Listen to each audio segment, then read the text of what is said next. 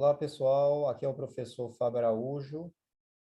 Estou vinculado à Berredes nesse projeto social, no curso DevNet Associate. E no módulo 3, nós iremos abordar o desenvolvimento e design de software. Vamos lá? Esse curso, esse módulo 3, ele traz aí como objetivo trabalhar as melhores práticas de design e desenvolvimento de software. E dentro desse módulo, nós teremos alguns tópicos. Nós trabalharemos alguns tópicos, como desenvolvimento de software, onde nós teremos como tópico objetivo, ou o objetivo do tópico. Nós teremos as metodologias, iremos trabalhar aí, comparar as metodologias de desenvolvimento de software. Também temos o padrões de design de software, onde trabalharemos os benefícios de vários padrões de design de software, seguindo com o sistema de controle de versão, onde iremos trabalhar lá o controle de versão de software utilizando o Git, certo? E assim também temos o tópico noções básicas de codificação, onde será explicado as melhores práticas de codificação. E aí a gente segue para o revisão e teste de código, certo? Onde o Python será utilizado para avaliar o código. E encerramos aí com o tópico compreendendo o formato de dados, usando o Python para analisar diferentes formatos de mensagem e dados. Certo, pessoal? A aula de hoje, nós iremos trabalhar especificamente o tópico 3.1, desenvolvimento de software. Vamos lá, né? Bom, o processo de desenvolvimento do software também é conhecido como ciclo de vida de desenvolvimento de software, também chamado de SDLC. Este processo é mais do que apenas codificação. Também inclui reunir requisitos, criar uma prova de conceito, testar e corrigir bugs, certo? O SLC é o processo de desenvolvimento de software, começando com a ideia e terminando com a entrega. Então, a gente está trazendo aqui que esse processo, esse ciclo de vida, o SDLC, ele é um processo que trabalha o desenvolvimento do software, e aí onde a gente tem a porta de entrada, a ideia, né, trazida pelas partes, e concluindo, chegando com a entrega de um produto que vai atender uma determinada necessidade, uma determinada demanda, que vai solucionar um determinado problema, certo? Bom, aí a gente agora chegamos na parte onde iremos falar sobre as fases do SDLC. Como falei, o SDLC ele consiste em 6 fases, e cada fase recebe a informação dos resultados da fase anterior. Então, o SDLC, como nós estamos vendo aí, ele tem 6 fases, começando com a fase análise de requisitos, seguindo para a fase de design, certo? Implementação, teste, implantação e manutenção do software. É importante lembrar para vocês que esse ciclo é contínuo, na verdade, ele é contínuo, né? Ele não para, esse ciclo aí do SDLC. Nos próximos slides, nós iremos falar sobre essas fases. Nós iremos fazer uma síntese de cada uma dessas fases. Tudo bem, pessoal? Vamos lá, né?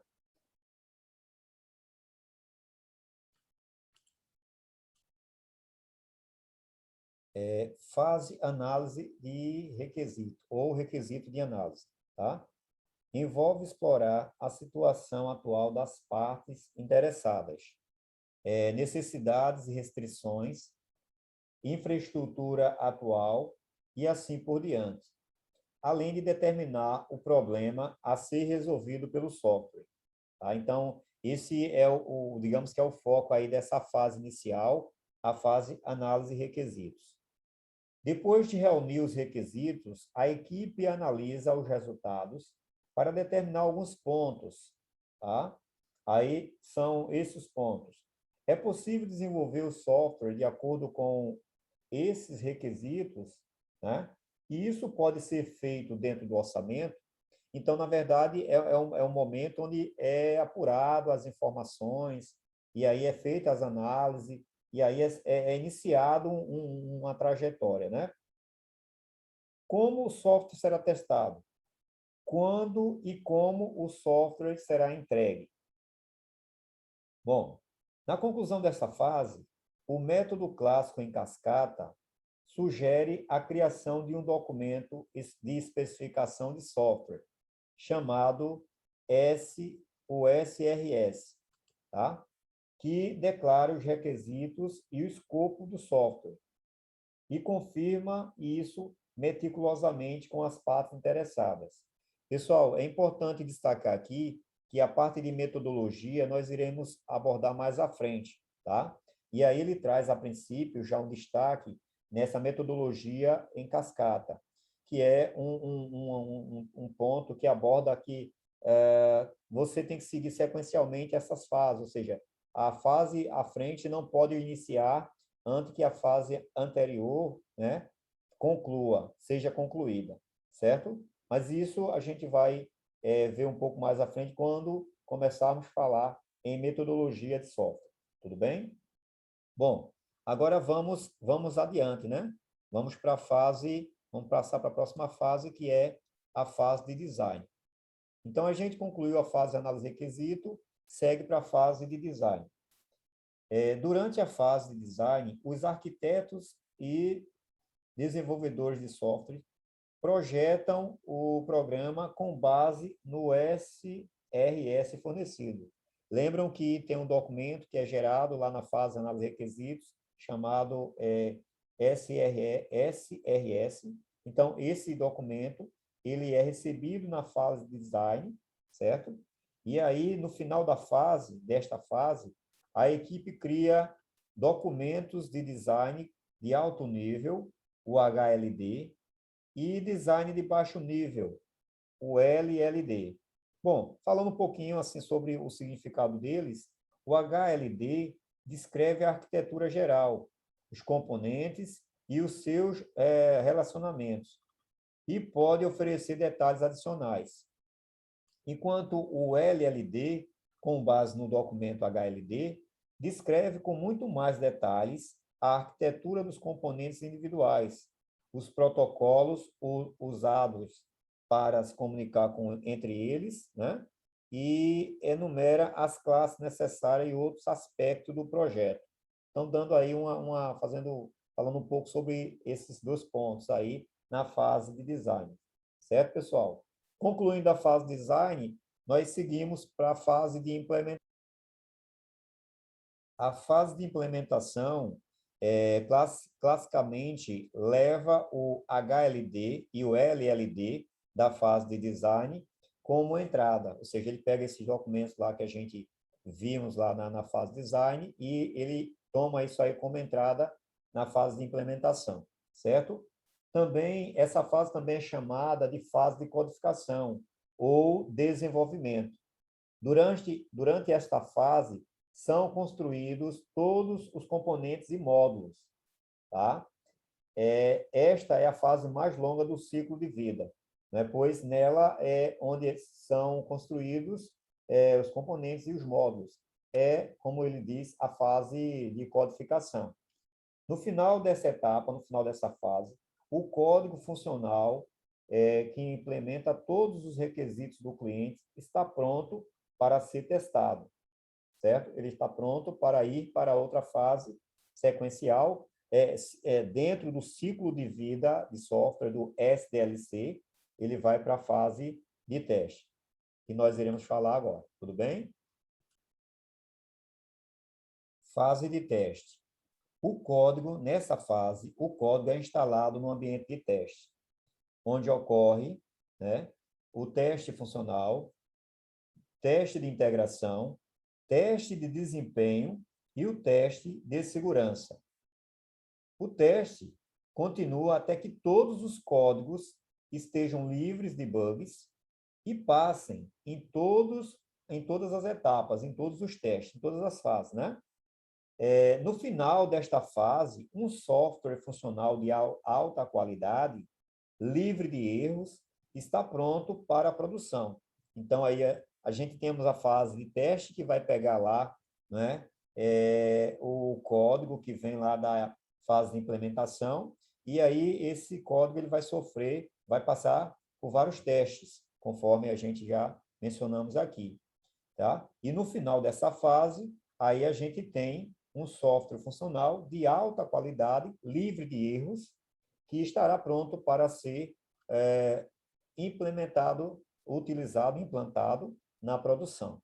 Ok, pessoal? Fase de desenvolvimento ou implantação.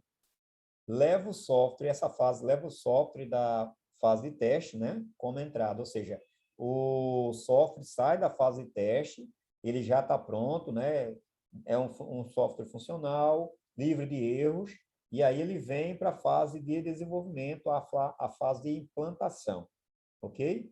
Neste momento, o software é instalado no ambiente de produção.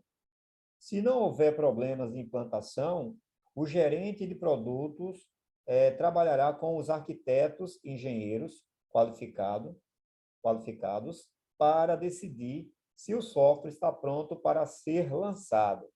Certo, pessoal? Nesta fase, a parte final do software é liberada para os clientes e outros usuários finais. Bom, com isso, a gente vai agora iremos para a fase de manutenção, tá? Durante a fase de manutenção, a equipe fornece suporte aos clientes, corrige bugs encontrados na produção, ou seja, no momento que o software ele começa a rodar na produção, então a equipe, nessa fase de manutenção, a equipe técnica também vai corrigindo os bugs encontrados aí na produção, à medida que o software começa a funcionar, a rodar na produção. Trabalha em melhorias do programa, né? Então ela tem um trabalho contínuo, melhoria do programa, e também reúne novos pedidos do cliente. Pode vir a surgir novas funções, novos pedidos do cliente em cima desse software aí que foi implantado aí na produção. Tá bom, pessoal? Bom, pessoal, com isto, a gente conclui aqui um pouco, né, uma síntese, eu estou dizendo para vocês, é uma síntese das fases do ciclo de vida do software, o SDLC, tá bom? A gente conclui aqui essa síntese. Lembro a vocês que na aula ao vivo, vocês terão esses assuntos trabalhados de forma bem mais profunda, tá? Então, vamos lá agora passar para o outro ponto desse tópico, que serão, na verdade, desculpa, as metodologias de desenvolvimento de software. Ok? Bom, vamos lá, né? Vamos lá. Vamos dar seguimento à nossa aula. Uma metodologia de desenvolvimento de software também é conhecida como modelo de ciclo de vida de desenvolvimento de software, certo? As três metodologias mais populares são cascata, metodologia em cascata, metodologia ágil e metodologia Lean, né? Ou o software enxuto. O tipo de metodologia a ser usada dependerá de três pontos importantes, né? Tipo de projeto, duração do projeto e tamanho da equipe. Certo, gente?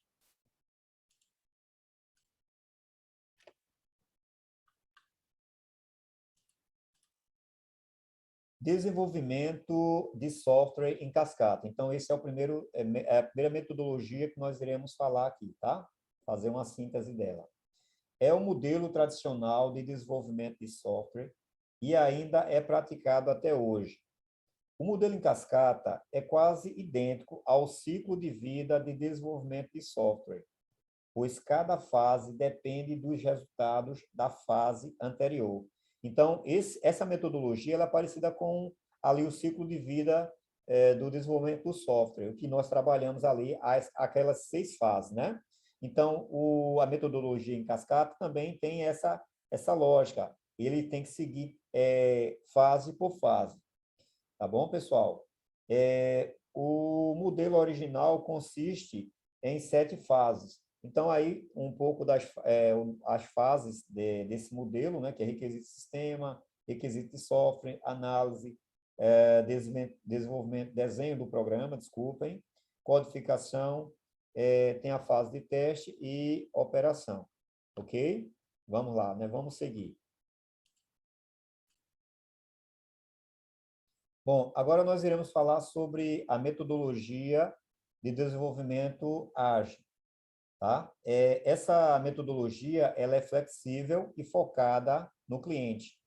Um grupo de 17 desenvolvedores de software surgiu com um manifesto para desenvolvimento de software ágil, em 2001, tá?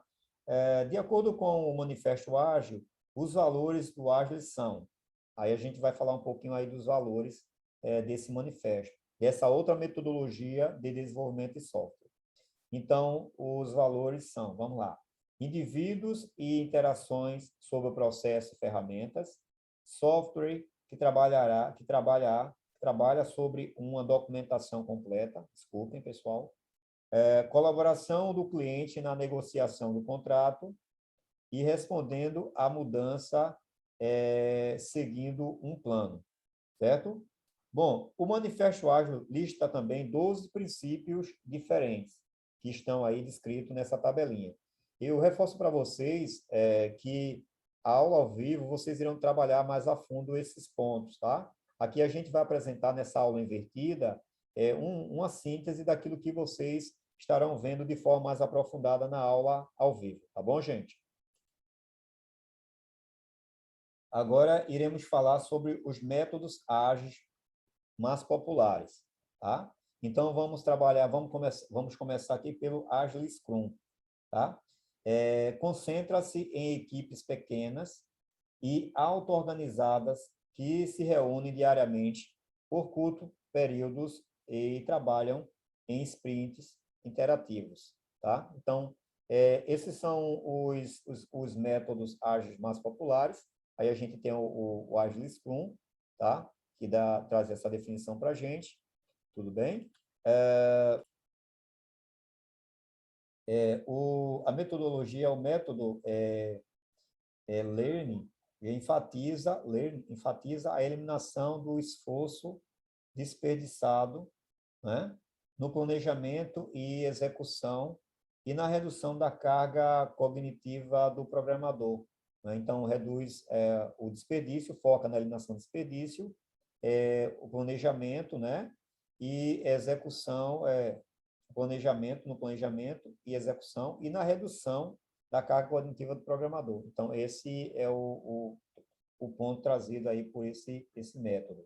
Temos também o Programação Extrema, XP, trata tipos específicos de problemas na qualidade de vida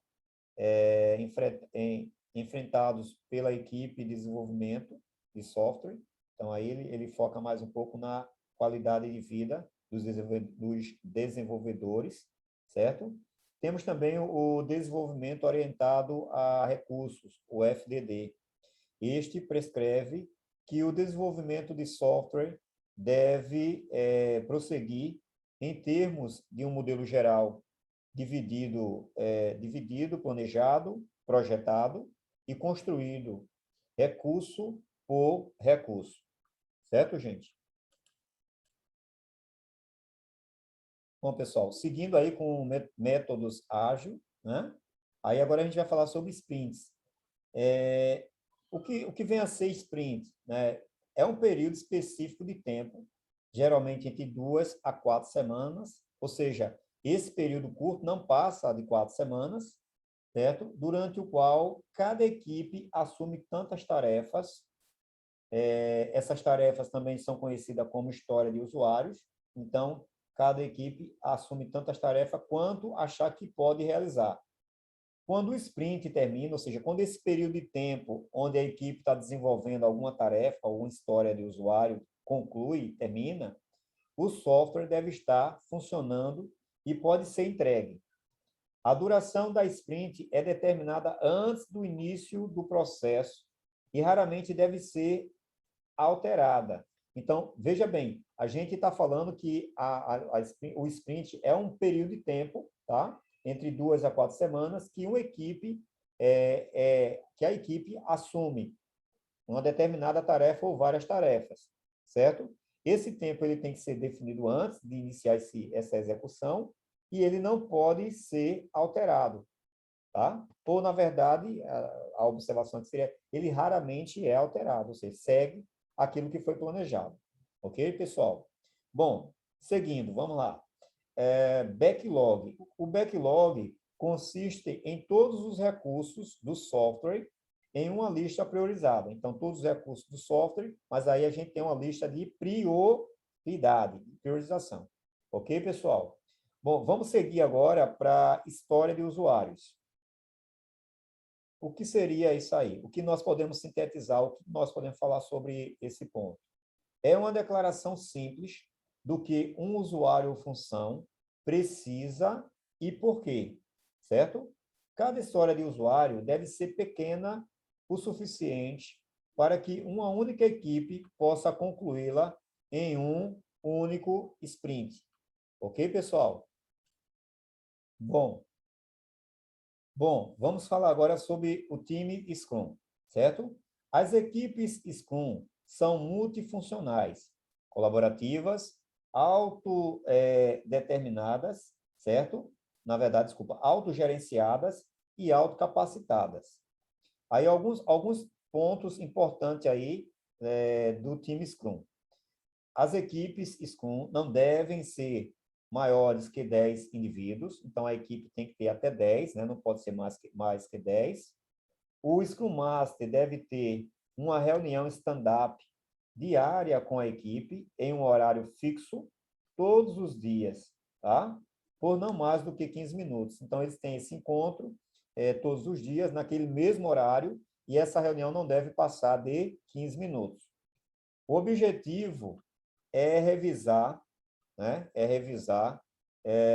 Tarefas importantes que que foram concluídas, estão em andamento ou estão prestes a ser iniciadas. Certo, pessoal? Bom, pessoal, agora nós iremos falar sobre a metodologia de desenvolvimento de software learning, né? Ou enxuto, né? Focado na redução de desperdício e na maximização de valor para o cliente. Vamos lá. Essa metodologia é baseada nos princípios, né? Como eu falei, da manufatura enxuta, que tem como foco a minimização, olha lá, a minimização do desperdício e a maximização do valor para o cliente. Ou seja, reduz ao máximo o desperdício e tenta e busca maximizar ao máximo o valor para o cliente, certo? Bom, essa metodologia, ela traz 7 princípios, tá? Vamos lá. Eles são eliminar desperdício, amplifique a aprendizagem, certo? Decida o mais tarde possível, entregue o mais rápido possível, capacite a equipe, construa integridade otimize o todo. Aí a gente, pessoal, aí nós iremos fazer uma síntese aí sobre alguns desses tópicos, na verdade, esses tópicos, falar um pouquinho sobre eles aí dentro dessa metodologia, certo? Vamos lá. Vamos para o princípio eliminar desperdício. É o princípio learning mais fundamental. Existem 7 desperdícios de desenvolvimento de software. Ou seja, dentro desse princípio, aí ele aborda alguns pontos onde geralmente ocorrem desperdícios. Aí vamos lá. Trabalho parcialmente concluído, processos extra, recursos extra, troca de tarefa, espera, movimento e defeitos. Certo, pessoal? Bom, esse slide foi o que nós acabamos de falar agora há pouco, né, sobre a questão de eliminar desperdício, tá? E os pontos onde sempre ocorre desperdício. Vamos lá, vamos passar para o próximo tópico, próximo ponto, o próximo princípio, na verdade, né? Vamos lá. O princípio amplifique a aprendizagem com sprint curtos nos traz o seguinte: para poder fazer o ajuste fino em um software, deve haver iterações curtas e frequentes de software em funcionamento, tá? Isso permite o seguinte: os desenvolvedores aprendem mais rápido, tá? Os clientes podem dar feedback mais cedo, certo? Os recursos podem ser ajustados para agregar mais valor aos clientes. Lembra lá atrás, no início dessa metodologia? Então, ele tem dois pontos fundamentais, que é eliminar o desperdício, trazer o desperdício ao mínimo e maximizar valor para o cliente. Ok? Bom, vamos lá agora no tópico, no princípio, decida o mais tarde possível. Quando houver incerteza, é melhor atrasar a tomada de decisão até mais tarde possível no processo, tá? Isso ocorre porque é melhor basear as decisões em fatos do que em opiniões ou especulações. Então, aí, falando a questão do decidir, o princípio decidir o mais tarde possível. Aí a gente agora cai no outro princípio, que é entregue o mais rápido possível. Então, nesse princípio, a gente tem os seguintes pontos. Ele permite que os clientes forneçam feedback, né? Permite que os desenvolvedores ampliem o aprendizado, oferece aos clientes os recursos necessários, não permite que os clientes mudem de ideia, certo? Faz com que todos tomem decisões mais rápido e produz menos resíduos. Tá, pessoal? Bom, e concluindo essa metodologia, a gente tem aí esses três princípios que a gente vai concluir com eles. Capacite a equipe. Cada pessoa deve ter permissão para tomar decisões na área de sua própria especialidade.